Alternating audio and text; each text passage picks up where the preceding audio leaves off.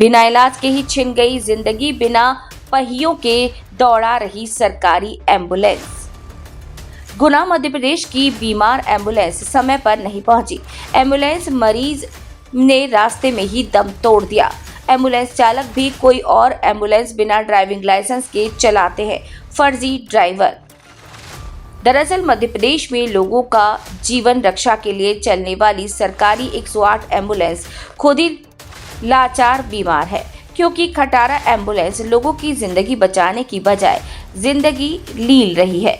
दरअसल गुना के म्याना के रहने वाले जगदीश प्रसाद ओझा को सीने में दर्द हुआ तो दिखाने के लिए म्याना के सरकारी अस्पताल पहुंचे, जहां डॉक्टरों ने गुना के लिए रेफर कर दिया। परिजनों ने 108 को कॉल किया, क्षेत्रीय विधायक ने भी कॉल किया। एम्बुलेंस 1 घंटे बाद पहुंची।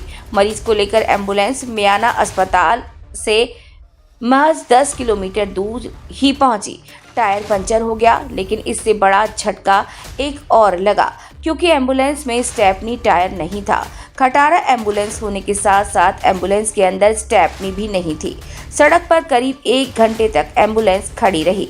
तब तक लाचार खड़ी एम्बुलेंस के अंदर मरीज की सांसें टूट रही थीं। दूसरी एम्बुलेंस पहुंची, तब तक बिना इलाज के 60 वर्षीय मरीज जगदीश ओझा ने दम तोड़ दिया। जिला अस्पताल में जगदीश ओझा को मृत घोषित कर दिया। मामले की जानकारी जिले के कलेक्टर को लगी तो जांच के आदेश दिए गए हैं। वहीं विधायक अग्रवाल ने मामले को गंभीरता से लेते हुए सख्त कार्यवाही करने की बात कही है। कहा है कि ये कोई पहला मामला नहीं है जो एम्बुलेंस की लापरवाही की खबरें नहीं आती। इस मामले पर वेंडर के विरुद्ध एफआईआर दर्ज होनी चाहिए। हॉस्पिटल में एडमिट करवाया, वहाँ रेफर कर दिया। 1-1.5 घंटे में तो वहाँ से आई एम्बुलेंस में आने के बाद आ भी गई, तो ना भदौरा पे टायर पंचर हो गया। इस कारण पिताजी की डेट हुई। नहीं तो टाइम पे आ जाते ना, एम्बुलेंस टाइम पे आ जाती तो कोई दिक्कत नहीं होती। एकदम चक्कर आया तो उनको बीपी बढ़ गया था। कुछ नहीं करते, फ्री रहते हैं घर पे, कोई काम वाम नहीं करते। जगदीश प्रसाद हो जाए। कितनी उम्र हो गई? ऊपर 65 के लगभग। आप साथ में ही आ रहे थे? हाँ। तो आपने कहा नहीं एम्बुलेंस वाले से कि स्टेप नहीं रखी? स्टेप नहीं हुई नहीं, हमें को पता है स्टेप नहीं है कि नहीं। जब नहीं थी, जब पता किया एम्बुलेंस के ड्राइवर कम से कम पौन घंटा खड़े रहे वहाँ पे भदौरा के पास। तो किसको फोन किया आपने? भैया को फोन किया, फिर अपने। पिताजी को फोन किया? हाँ। अब वहाँ से कब निकले थे आप? बस 11 को कितने टाइम निकले थे? होने वाला अब निकले। कि मेरी जैसे ही इनसे बात हुई तो मैंने यहाँ जो नोडल अधिकारी हैं 108 के, उनसे बात करी। उन्होंने एम्बुलेंस दूसरी भेजी, लेकिन जो इसमें बीच में टाइम लगा, और सबसे बड़ी बात है कि ये लापरवाही वाली बात है कि एम्बुलेंस में स्टेपनी क्यों नहीं थी। स्टेपनी एक बेसिक चीज़ है, गाड़ियाँ कोई भी पंचर हो सकती है। अच्छे होना चाहिए, पंचर नहीं होना। मतलब ये इमरजेंसी सर्विसेज है। एक तरफ सरकार इतनी बड़ी बड़ी बातों की घोषणाएं कर रही है, इतने ढोल पीट रही है, और दूसरी तरफ सरकार अपनी प्रदेश की जनताओं की जान नहीं बचा पा रही। एम्बुलेंस की आए दिन घटना सामने आ रही है। लोगों को मौके पे एम्बुलेंस नहीं मिल रही, वक्त पे एम्बुलेंस नहीं मिल रही। प्रसव के दौरान अगर कोई फोन करता है, 108 कॉल करता है, उसको एम्बुलेंस नहीं मिल रही। अपन ने देखा कि आए दिन कहीं पे रिक्शे में, कहीं पे गाड़ी में, कहीं पे ट्रॉली में प्रसव हो जा रहे हैं। तो इसकी तरफ से सरकार को बहुत ज़्यादा ध्यान देने की आवश्यकता है। और मैं तो यही कहूँगा कि इसमें पर्टिकुलर एम्बुलेंस की जो सेवा है, इसमें सब लोगों को बहुत जिम्मेदारी से ध्यान देना चाहिए। मैंने कलेक्टर साहब को भी संज्ञान में डाला, सीएमएचओ साहब को भी संज्ञान में डाला उनके, और इसमें जांच होके जो भी दोषी पाए जाएं उनके खिलाफ सख्त से सख्त कार्रवाई होनी चाहिए। बल्कि ड्राइवरों के खिलाफ नहीं, ड्राइवरों के अलावा जो कंपनी का डायरेक्टर है, जिसने ये ठेका लिया है, छत्तीसगढ़ की जो कंपनी है जय अम्बे इमरजेंसी सर्विसेज, आपने पुलिस से बोला है क्या? मैंने कलेक्टर साहब से बोला है कि उसमें एफआईआर होनी चाहिए, क्योंकि उनकी लापरवाही से एक व्यक्ति की मृत्यु हुई है। विधानसभा में मुद्दा उठाएंगे आप? बिल्कुल 100%। जानकारी में है जो एम्बुलेंस लाया जा रहा तो उसमें जो उसका ड्राइवर है वो नहीं था, कोई अन्य ड्राइवर। मेरे को ये यहाँ पे आके बताया गया, और एक वीडियो मैंने देखा जिसमें उस ड्राइवर से पूछा गया कि आप ही इस पे ड्राइवर हो। उसने बोला कि मुझे स्टेपनी की जानकारी नहीं थी, क्योंकि आज ही मैं आया। ये भी एक आपने बहुत बड़ी बात कही कि ये जो एम्बुलेंस है इन पे स्टाफ परमानेंट होना चाहिए, क्योंकि जो स्टाफ परमानेंट होता है उसको मालूम रहता है कि उसमें गाड़ी में कौन सी चीज़ है, कौन सी नहीं है, कौन सी कमी है। आए दिन देख रहे हैं अपन, गुना में कई घटनाएं हो गई कि एम्बुलेंस के ड्राइवर दारू पी के गाड़ी चला रहे हैं, सवारियों को छोड़ रहे हैं।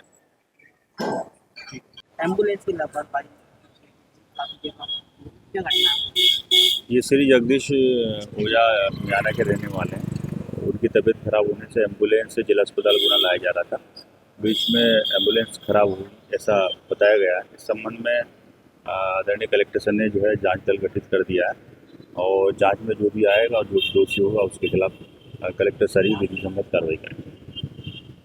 हमारे म्याना क्षेत्र से, म्याना से जगदीश ओझा जी हैं।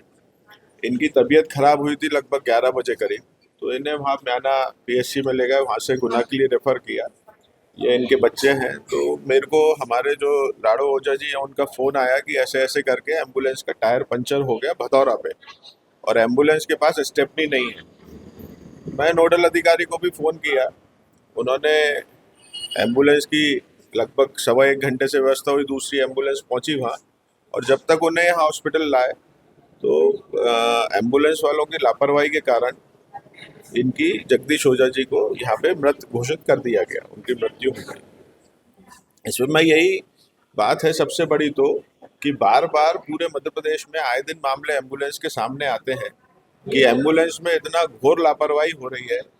इसमें तो अगर कभी ऑक्सीजन खत्म होती है, कभी एम्बुलेंस को धक्का लगाया जा रहा है। पूर्व में भी अपने यहाँ गोलाखेड़ी की एक बच्ची थी जो एम्बुलेंस से जिसको भोपाल रेफर किया गया था, लेकिन ब्यावरा पहुंचते पहुंचते ऑक्सीजन खत्म हो गई, वो भी उसकी भी मृत्यु हो गई। इसकी जिम्मेदारी सरकार लेना नहीं चाह रही और इसमें इतना बड़ा भ्रष्टाचार है। एम्बुलेंस का लगभग 1000 करोड़ के आसपास पेमेंट हुआ है, जिसमें लगभग 600 करोड़ का आकलन है कि उसका भ्रष्टाचार हुआ है। मैं तो ये कहूँगा कि पर्टिकुलर ये जो म्याना वाला केस है, इसको सरकार को, प्रशासन को भी गंभीरता से लेना चाहिए। मेरी कलेक्टर साहब से भी बात हुई कि इसमें जांच बिठा के जो भी लापरवाह लोग हैं उनके विरुद्ध एफआईआर भी दर्ज होनी चाहिए हत्या के मामले में, क्योंकि कहीं ना कहीं ये बोल सकते हैं कि अगर उसमें स्टेपनी होती और वो वक्त पे हॉस्पिटल आ जाता तो उसकी जान बच जाती। और ये जो परिवार है इसको सरकार को कॉम्पनसेशन भी देना चाहिए। मेरी प्रशासन से भी बात हुई है, कलेक्टर साहब से बात हुई है और उनको कल भी मैं बात करूंगा कि इस परिवार को न्याय मिलना चाहिए। और जो कंपनी है, कंपनी के डायरेक्टर के विरुद्ध, जो जय अम्बे इमरजेंसी सर्विसेज है, उसके जो कंपनी के डायरेक्टर हैं उनके विरुद्ध लापरवाही की धाराओं के तहत धाराएं बिल्कुल एफआईआर होना चाहिए।